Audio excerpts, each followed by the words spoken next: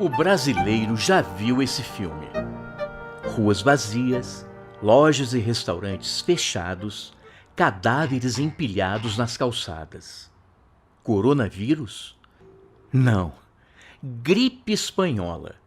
A pandemia que matou mais de 50 milhões de pessoas no mundo inteiro há pouco mais de 100 anos. Em 1918, a Primeira Grande Guerra Mundial estava acabando, deixando um saldo de mais de 5 milhões de mortos. Mas algo muito pior estava a caminho. A gripe espanhola, na verdade, não nasce na Espanha. Os primeiros casos surgem em alojamentos militares nos Estados Unidos e numa base inglesa na França. Mas como a imprensa dos países em guerra estava sob censura, a notícia da pandemia começa a aparecer mesmo nos jornais da Espanha, que não participava da guerra.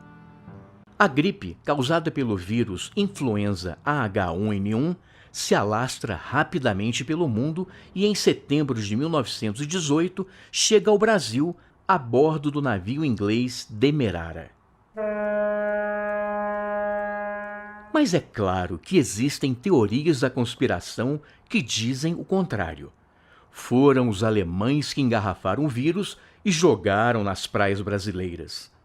De uma hora para outra, milhares de pessoas infectadas começam a morrer.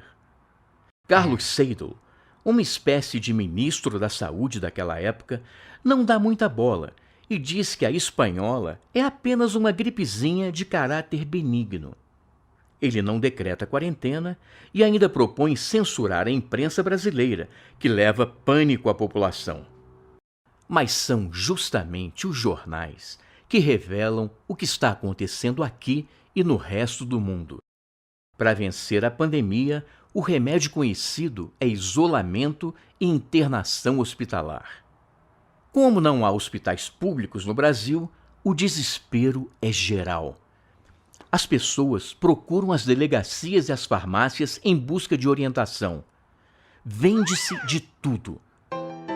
Água tônica de quinino, elixir milagroso, sabonete. Quem não tem dinheiro faz uma mistura de cachaça, mel e limão que passa a ser conhecida como caipirinha. Até automóvel é anunciado como forma de evitar a gripe, fugindo das aglomerações dos transportes públicos. Mas nada disso adianta. Em apenas um dia, a cidade do Rio de Janeiro contabiliza 920 mortos. Faltam coveiros e os corpos apodrecem nas ruas. Por isso mesmo, a polícia tira, à força, pessoas de dentro de casa para ajudarem nos enterros, que eram feitos sem velório e muitas vezes em plena madrugada. Pressionado, o governo coloca o renomado cientista Carlos Chagas, que havia trabalhado com Oswaldo Cruz, no comando da saúde pública. Ele cria 5 hospitais improvisados e mais de 20 postos de atendimento. Distribui cartilhas e panfletos com recomendações de higiene e isolamento.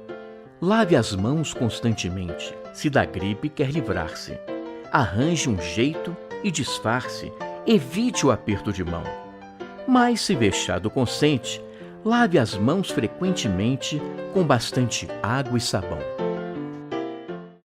Aos poucos, as medidas começam a dar certo e tudo passa, inclusive a crise na educação, já que os estudantes, que haviam perdido 2 meses de aulas, passam de ano automaticamente.